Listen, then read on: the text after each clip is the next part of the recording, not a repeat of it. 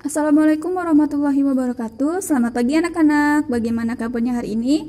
Semoga anak-anak selalu sehat ya dan dalam lindungan Allah Subhanahu wa taala. Baiklah, hari ini kita masuk pelajaran PJOK. Nah, namun sebelum kita masuk materi, kita berdoa terlebih dahulu agar pelajaran hari ini berjalan dengan lancar. Nah, baiklah. Berdoa mulai. Berdoa selesai. Nah, baiklah anak-anak, buka bukunya. Di buku paketnya di halaman 117, materi kita ada di pembelajaran 7 tentang gerak dasar senam berirama. Nah, jadi materi kita adalah tentang gerak senam berirama. Nah, jadi tujuannya ada dua ya. Nah, itu adalah variasi kombinasi gerak dasar berirama, langkah kaki dan ayunan pada gerak dasar senam berirama. Nah, jadi Ibu akan menjelaskan dulu ya pengertian dari senam berirama itu apa. Nah, jadi senam berirama itu adalah senam yang mengutamakan gerak teratur dan diiringi oleh musik, nyanyian dan atau hitungan ya. Nah, jadi gerakannya itu dapat berupa ayunan tangan, langkah kaki, gerakan kepala dan memutar pinggang ya. Nah, untuk unsur-unsur dalam gerak berirama itu ada sikap awal, langkah kaki. Nah, langkah kaki ini misalnya langkah kaki ke depan, ke belakang, ke samping kiri, samping kanan. Nah, sedangkan untuk ayunan ini ada beberapa macam juga. Dibagi menjadi misalnya ayunan lengan ke kiri, ke kanan, memutar badan. Nah, itu masuk ke dalam ayunan. Kemudian untuk yang keempat ada sikap tubuh. Nah, jadi unsur dalam senam berirama itu ada 4 ya. Yang pertama sikap awal, langkah kaki, ayunan, dan sikap tubuh. Nah, jadi senam berirama ini juga bisa anak-anak lakukan secara perorangan, berpasangan, maupun berkelompok. Nah, kemudian di sini kita lihat ada gerak dasar ritmik tanpa musik. Nah, yang pertama itu latihan mengatur napas. Cara melakukannya di sini anak-anak buka bukunya di halaman 119. Nah, di sini yang pertama badan tegak dan rileks. Kemudian kedua kaki dibuka dan tangan berada di samping badan. Nah, anak-anak lihat ini pada gambar, badannya posisinya tegak ya dan pandangan ke arah depan. Nah, jadi pada saat melakukan latihan mengatur napas itu posisi badan kita tidak boleh tegang. Nanti kalau tegang nanti napasnya tidak akan teratur. Kemudian kepala tegak dan pandangan ke depan.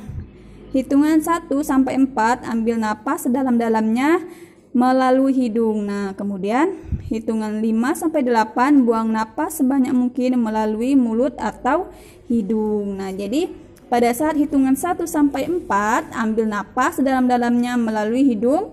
Kemudian hitungan 5 sampai 8 lalu anak-anak keluarkan ya napasnya melalui mulut atau hidung. Nah, latihan mengatur napas ini bisa anak-anak lakukan di rumah ya. Nah, tujuannya bisa untuk olahraga renang, itu contohnya olahraga renang itu sangat dibutuhkan ya untuk pengaturan nafas. Kemudian kita lihat di sini gerakan mengayun lengan. Nah, kita tadi sudah membahas ya untuk unsur dalam senam itu. Yang pertama tadi ada sikap awal. Tadi sikap awal itu sikap yang mengambil napas. Kemudian yang kedua adalah langkah kaki, yang ketiga ayunan, dan yang keempat sikap tubuh. Nah, kali ini kita membahas dulu yang bagian ayunan ya. Nah, di sini untuk yang bagian ayunan, yang pertama ayunan satu lengan depan belakang.